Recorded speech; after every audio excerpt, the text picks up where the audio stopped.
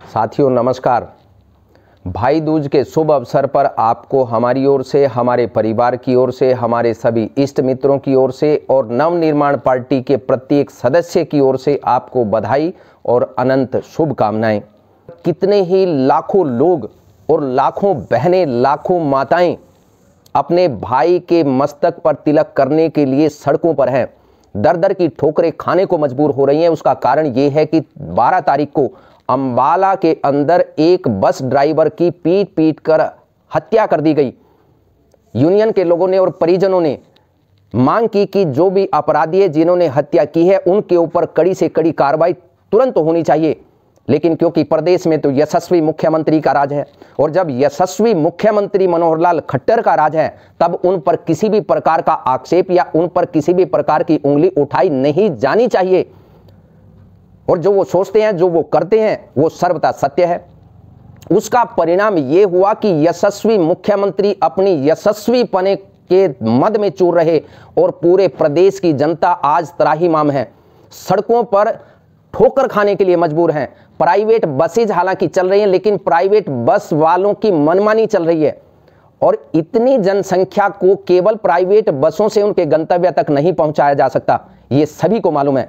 लेकिन क्योंकि यशस्वी मुख्यमंत्री हैं तो उन पर तो आवाज कोई उठाएगा नहीं और वो कभी गलती कर नहीं सकते क्योंकि यशस्वी हैं। अब कमाल की बात यह है कि क्या इन यशस्वी मुख्यमंत्री से ये नहीं पूछा जाना चाहिए कि लाखों लोग, लाखों बहनें, लाखों माताएं अपने छोटे बच्चे के साथ या भारी भरकम बैग के साथ जो अपने भाई के मस्तक पर तिलक करने के लिए अपने घर से निकली और बस स्टैंड पर जाकर के पता लगा कि पूरा का पूरा प्रदेश में सरकारी बसों का चक्का जाम है। किस वजह से? केवल और केवल सरकार की नालायकी और निकम्मेपन की वजह से चक्का जाम है और वो अपने भाई के मस्तक पर तिलक समय पर नहीं कर पाएंगे। या कोई भी भाई अपनी बहन के लिए, बहन के घर निकला है अपना तिलक लगवाने के लिए, लेकिन वो समय पर नहीं पहुंच पाएगा क्योंकि बस चल ही नहीं रही है। क्या इसकी जिम्मेदारी इस प्रदेश के मुख्यमंत्री की नहीं होनी चाहिए? क्या इसकी जिम्मेदारी प्रदेश के परिवहन मंत्री की नहीं होनी चाहिए? लॉ एंड ऑर्डर की धज्जियां उड़ गई हैं, लेकिन फिर भी पूरा अमन चैन का ढोंग करने वाले जो सत्ता पर विराजमान लोग हैं, क्या उनको लेश मात्र भी शर्म से डूब मरने का फैसला नहीं लेना चाहिए? लाखों लोग त्राहिमाम हैं, लाखों लोग परेशान हैं। एक तरफ तो उनके समय का बंटाधार हो गया, परेशानी अलग हो रही है, साथ में जेब भी कट रही है। इसकी जिम्मेदारी किसी की नहीं है। जब परिवहन से संबंधित यूनियन के लोगों ने चेतावनी सरकार को दी थी कि अगर इन पर कार्रवाई नहीं हुई तो हम चक्का जाम करेंगे 12 बजे से, तब फिर मुख्यमंत्री कहां थे? कौन सी चादर तान करके सो रहे थे? क्या मुख्यमंत्री ने इसकी व्यवस्था नहीं करनी चाहिए थी? क्या उनको आश्वस्त नहीं करना चाहिए था कि हम जो हमारी नालायकी की वजह से इतना टाइम लगा है, हम इस पर कार्रवाई करेंगे और जो भी दोषी हैं, जो भी गुंडे तत्व हैं, उनको पकड़कर सलाखों के पीछे कानून सम्मत जो भी कार्रवाई होगी उसे करने का हम काम करेंगे? क्या ये आश्वासन देने का काम मुख्यमंत्री और परिवहन मंत्री का नहीं था? क्या लॉ एंड ऑर्डर की जिम्मेदारी किसी की भी नहीं है इस प्रदेश के अंदर? केवल दूसरे प्रदेशों के मुख्यमंत्रियों को नसीहत देने के लिए प्रदेश के मुख्यमंत्री न जाने किस प्रकार की वाहियात बातें करने में गुरेज नहीं करते, लेकिन प्रदेश की जनता त्राहिमाम हो उस पर वो चुप हो जाते हैं क्योंकि यशस्वी जो ठहरे। हम पूछना चाहते हैं मुख्यमंत्री साहब कि आपको अपनी नैतिक जिम्मेदारी का एहसास है या नहीं है? क्या आपको नहीं पता था कि भाई दूज के अवसर पर लाखों लोग अपने संबंधियों के पास, अपनी बहनों के पास या बहनें अपने भाई के पास तिलक लगाने के लिए, तिलक करने के लिए जाती हैं? इतना बड़े त्योहार पर पूरे प्रदेश को कैसे बंधक बनाया जा सकता है? ड्राइवर को पीट पीट कर मार दिया गया और सरकार उस पर हाथ धरकर बैठी रही। यूनियन के लोगों को इस प्रकार का जो संकल्प लिया कि हम चक्का जाम भाई दूज के दिन करेंगे, इस पर आप लोगों को चिंतन मंथन करना चाहिए था।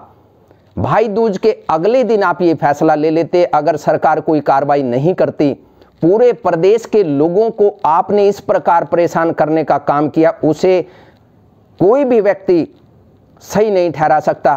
प्रदेश की जो 2.5 करोड़ लोगों की जनता इस प्रदेश में रहती है, कोई भी इसे उचित नहीं कह सकता। किसी के मारे जाने पर कोई प्रसन्न नहीं है, किसी के चले जाने पर और कानून व्यवस्था की धज्जियां उड़ने की वजह से एक आदमी को पीट पीट कर मार दिया गया, उसे किसी भी सूरत में ठीक नहीं ठहराया जा सकता। नवनिर्माण पार्टी इसकी मांग करती है कि उस ड्राइवर के परिजनों को आर्थिक सहायता 50 लाख की त्वरित तौर पर दी जानी चाहिए। परिवार के एक सदस्य को सरकारी नौकरी दी जानी चाहिए। इसके साथ साथ पूरे प्रदेश के जितने भी कर्मचारी हैं उनको आश्वासन देने का काम इस प्रदेश की सरकार को करना चाहिए कि कोई भी अपने आप को असुरक्षित महसूस ना करे। कम से कम ये एहसास तो आप करा ही सकते हैं, ये आश्वासन तो आप दे ही सकते थे। आपने पूरे प्रदेश की जनता को ठोकर खाने के लिए मजबूर कर दिया, क्योंकि आप यशस्वी मुख्यमंत्री हैं। और हो भी क्यों ना, क्योंकि लोग ऐसे यशस्वी मुख्यमंत्री का स्वागत करते हैं, तो इससे साफ जाहिर है कि निश्चित तौर पर प्रदेश की जनता अपने कर्तव्यों को भूल चुकी है। उसे ऐसी ही सरकार की आवश्यकता है जो उनको ठोकर खाने के लिए सड़कों पर आवारा लावारिस छोड़ दे। इसलिए हम मुख्यमंत्री को बधाई दें या उनकी आलोचना करें, ये प्रदेश की जनता को तय करना होगा। हमारे सोचने से काम नहीं चलेगा, ये आपको सोचना होगा कि आप कैसी सरकार चाहते हैं, जो आपकी चिंता करे वैसी सरकार, या जो आपको ठोकरों के सामने रख दे, ठोकर खाने के लिए मजबूर कर दे, ऐसी सरकार आपको चाहिए। बहुत बहुत धन्यवाद। हम भाई दूज के शुभ अवसर पर आपको एक बार फिर से बधाई और अनंत शुभकामनाएं देते हैं और परमपिता परमात्मा से प्रार्थना करते हैं कि सत्ता पर बैठे हुए काबिल लोग अपनी काबिलियत का परिचय जरा ध्यान से दें, ताकि प्रदेश की जनता अमन और चैन की सांस ले सके। बहुत बहुत धन्यवाद। नमस्कार। जय हिंद। जय राम जी की